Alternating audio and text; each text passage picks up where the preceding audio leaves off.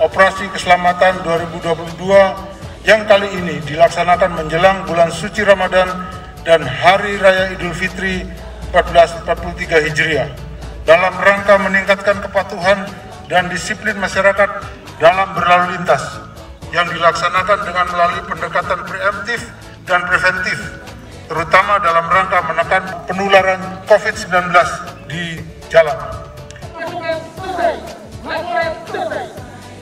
Terima kasih, Bu Marta.